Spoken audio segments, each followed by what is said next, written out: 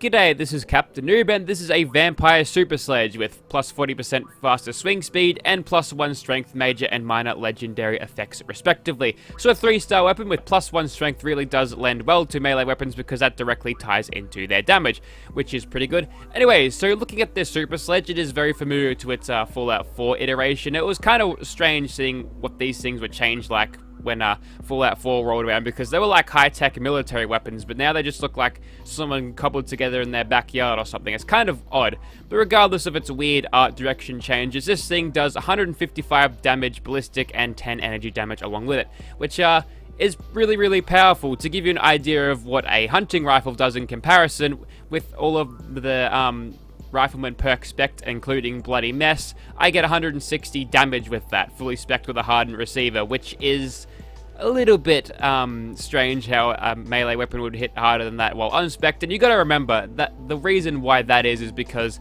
obviously you've got no range with melee weapons. You can only hit what is immediately in front of you, whereas a hunting rifle you can stand pretty far back and shoot people from a distance. It's a more safer approach, but it's a less damaging approach. So as a high risk, high reward thing, melee weapons need to be a little bit more powerful than your standard ballistic weapons, no matter how unrealistic you feel it may be, for game balance. Anyways, so getting this thing doing a little bit more damage, what I'm going to do is chuck on Martial Artist first. That actually stacks with the swing speed more. So we're going to be throwing around this Super Sledge like it's pretty much weightless. Also, we're going to have Bandolier on because I really can't spare not having that on, because I'll just be bogged down with all of the ammo that I'm carrying around. But anyways, the weapon or the perks to actually increase this thing's damage is Slugger, so we'll chuck on all of those, and Incisor too. So unfortunately, having Bandolier too, it means I'm only able to get 1 rank and Incisor.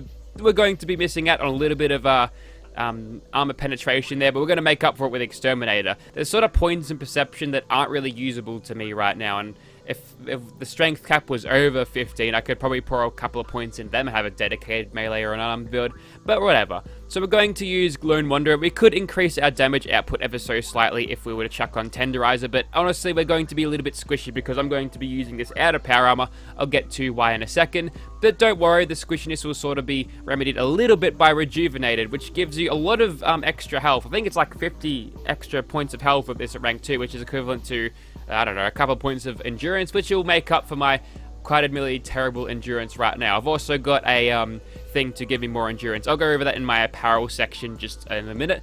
But for intelligence, we've got Nerd Rage, so when shit hits the fan, if we're in a low position of health, we actually gain more damage. And Makeshift Warrior will allow this to be, it's basically the gunsmith of melee weapons. We'll allow this thing to last a little bit longer. We're going to go for a little bit of a sneaky build with this, so we've got Ninja rank 3, Sneak 2, and Escape Artist. Pretty much the same thing I do as a stealth commander, except it's Ninja instead of Covert Operator.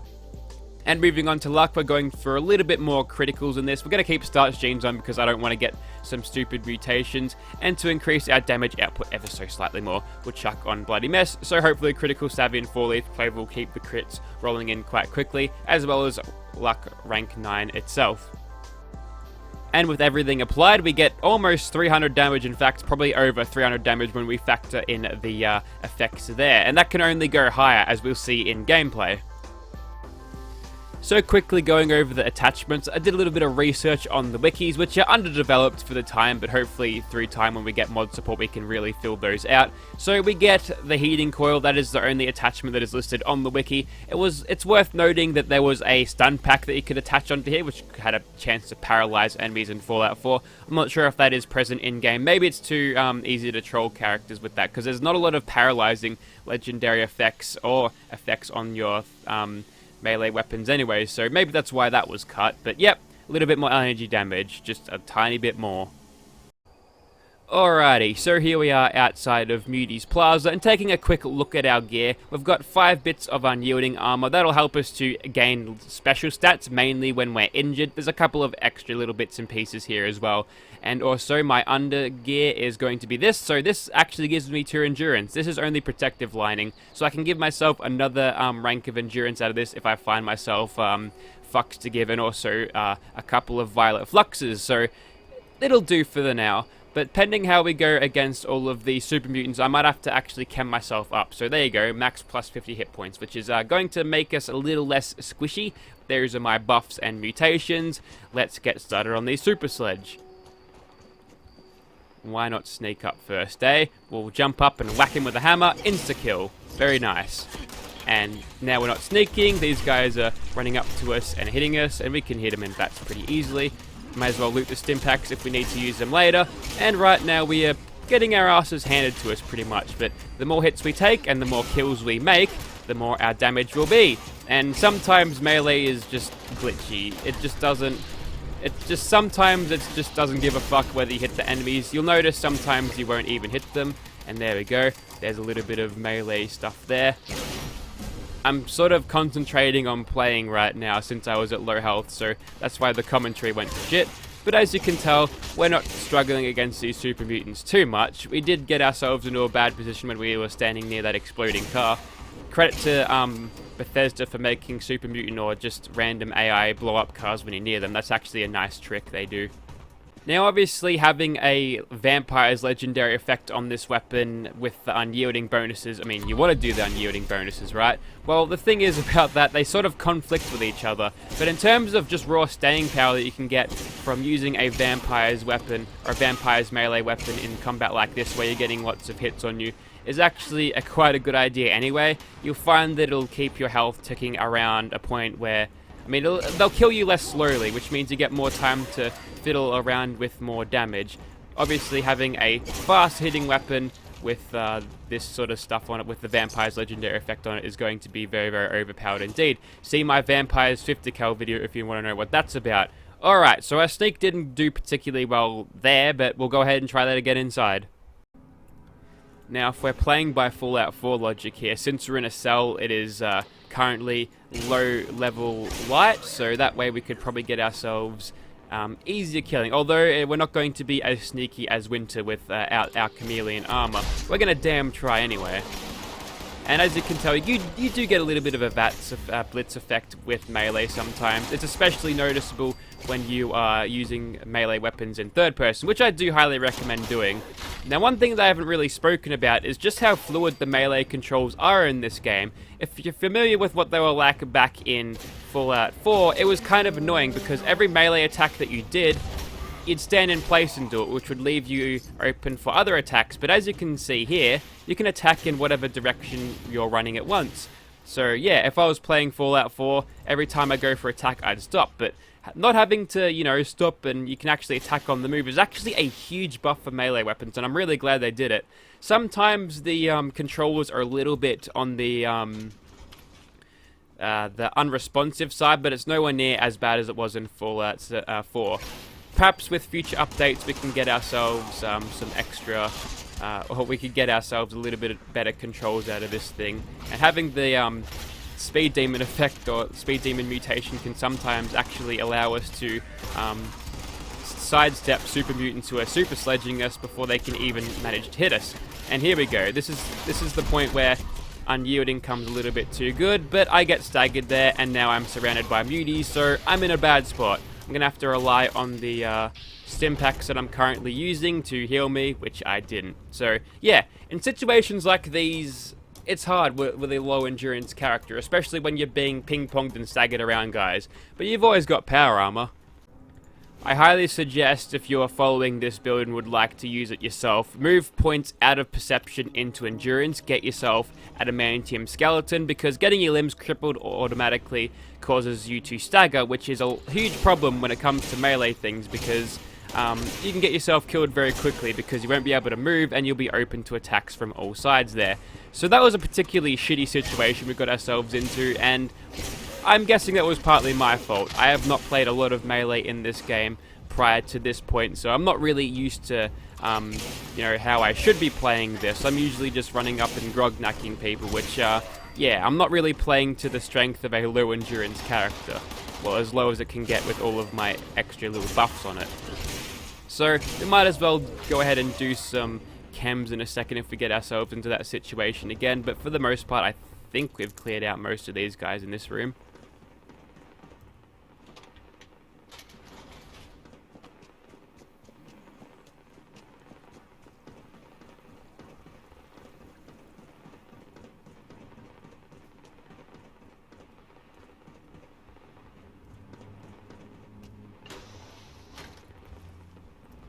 back into sneak now. Although in those situations, there's very little you can do with a melee weapon to, get out of that situation. The trick would be to never get yourself into that situation in the first place, honestly. And way you can do that is by using sneak. So if we got ourselves into caution like we did just now, yeah, it's not working as well without my chameleon effect. People still tell me that chameleon doesn't stack. No, it does stack. I'm not quite as invisible as Winter is, unfortunately. And sometimes you can see your enemies, they're behind like a small wall or something. Take the mutant hound meat, that can give you extra damage when you cook it. But yeah, sometimes they can be standing just behind a wall and VATS won't pathfind for you. So there's some irritating things about this, but for the most part I think they made it as best they could. So running up and hitting these guys like that is probably a good idea to kill them very quickly. Just doing the sprinting power attack is an excellent idea just to retain damage. But yes, when we come up to a mutant with an automatic weapon, that's when our trouble starts. But luckily for us, we can go ahead and stagger them as much as they stagger us, in fact even more. So that's kinda useful. Alright, what have we got over here then? We'll quickly bump ahead on the way up. Don't worry, that's exactly why you have minus intelligence when you get marsupial, because you knock your head on the roof every time you try to jump somewhere. And wow, that was like 0 flying through the air there, just breaking the laws of physics. We've got a missile launcher, and unfortunately you don't have the reload speed to follow it up quickly. Yeah, that was kind of lucky that we survived that, wasn't it? Anyways, so I think we're cleared for this place. Was a little bit sloppy in sections, but you can tell this thing can back you up with raw damage. Again, if you're doing a focused melee build, pull those points that I had out of perception that weren't doing anything, put them into endurance, and you'll find yourself being a lot more survivable with a melee style. Alrighty, for the Ghoulies, we've given ourselves a little bit of fury, and we've also eaten some glowing meat steak, which will give you plus 10 melee, and without specking ourselves too badly into or having that unyielding effect, we've gained quite a bit of damage. So hopefully with this extra damage we can finish all of these ghouls off. There we go, we know that they're respawning now since they're doing their whole disappearing whilst teleporting, and now they're just T-posing for dominance. There's a nice 3-star one, hopefully you've got something good, my friend. Alright, so what I'm going to do here is try to hold my ground where the manager sits, because if you can actually get these guys sort of pathing towards you, you can actually sort of exploit their bad pathing here. So if I manage to pull each and every one of these ghouls over in this direction, like so, I can pop out and punch them, if the game will actually let me hit them. So yeah, a kind of a different way to hold these guys to a checkpoint than I usually do with my ballistic weapons, but variety is the spice of life. It is nice having a little bit of variety in your gameplay, not just holding down the same lines all the time. So, that's pretty cool. We've also got a fat ass running at us. We're back into caution now. Not for long, though. Escape artist only works so much, but we finished him off with a critical anyway. Wow, we're chockers full of legendaries in this section, aren't we? So we might have quickly finished this floor here. There's some rad roaches here. I'm going to kill them to retain my adrenaline. And we'll move on to the fellas upstairs. So these ghoulies aren't giving me a whole lot of trouble. Honestly, when you're getting swarmed like this, it's probably time to open up VATS and retreat to your position where you can actually get away. I'm stuck. Good. That's not very helpful. But now we've got ourselves capped at a low health range thanks to the radiation we've just consumed. Maybe I should have done a Rad-X, but now we're at 680 damage, which is more than enough to kill whatever ghoulies can run at me. In fact, I might have just brought them all out. Had I have been doing that same tactic that I did before down at the manager's checkout thing, I think I would have killed these guys a lot easier without taking a whole lot of damage. I didn't mean to get stuck there, but yep, I think we've cleared this place out with major injuries, but that's only going to serve to increase our damage output in the end. So honestly, I can live with this. You'll feel sick with the radiation though, I am sorry about that.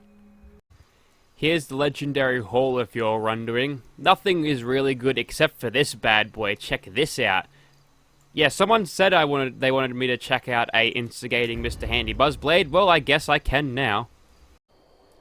Alrighty, so the method of killing that I'm going to use against Swan here is a little bit of sneak attack criticals mixed with our already emboldened super sledge here with our unyielding effect. Not quite in nerd rage range, but I want to at least survive one hit against him. Hopefully we can do that if things go south, but we'll see how we go. We've actually got a critical to start off as well. We'll go for a critical, and can we get him before he stops screaming?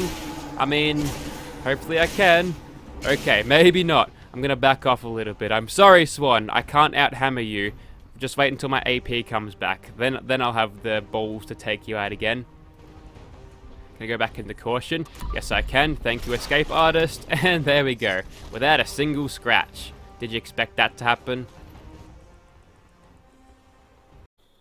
Alrighty, time to kill some crabby dudes. I'm actually kind of worried about this because the queen is a tough bitch, and if I have trouble taking out these king dudes, then we might have a bit of trouble taking the big one out. We'll start off with you, since you're walking towards me and not away from me, and we're going to do this with as much sneaky sneak as possible. There we go, and you should be hit in at least 2 shots, that's alright. And now for the king. Alright. Can we get some good staggers on you? Yes, we can. A little bit of nerd rage would help us out there. It just popped in for a second. And now we hit this fucker. Queen has popped out unnecessarily, but I'm glad she is out. We are in danger now, which is a problem because she's going to start spitting acid at us. So now, we'll see if I can't go back into caution for a second. Quick peek at that adrenaline-infused super sledge, 576 damage, good stuff. We'll go for a critical on Queenie, and then we'll whack her. And again, okay, a little bit of a problem with just jam stim packs in your veins. You'll be fine. Fight through this, Miranda. You can do this. Alright, so what I'm going to do here is probably a little bit of Psycho, a bit of Fury actually. Let's just boost it a little bit more. Hell yeah, that'll fucking do it, won't it? So even more. So that's also enhanced with all of this. That's only 1 rank of adrenaline now, but that gives us 644 damage. Just think of that if it was full adrenaline. That'd be doing fucking heaps more. I'm not a calculator, I don't know. But yeah, pretty good stuff. You might be wondering what on earth I'm going to do to this Scorched Beast to get him on the ground so that I might kill him with a super sledge. Well, I'm using the strength build, goddammit. I know versatility. So here we are, we've got a shotgun, we've got ourselves Skeet Shooter, and more importantly, Enforcer. That'll cripple his little wingies, and then he'll jump on the ground and we can start hammering him to death. So all we need to do is not do a whole lot of damage. Honestly, getting any hits on him is good enough. If we can cripple both of his legs and his little wings, we can get started. Yep, we can get started. We can get to work, is what I meant to say. And we've still got all of our sneak perks. We'll get less sneak attack crit damage. I can't be bothered flipping them over. But there we go. We can start whacking him just like that. And with some criticals against him, Nerd Rage is active. We can kill him very, very easily indeed. Any more cronies around?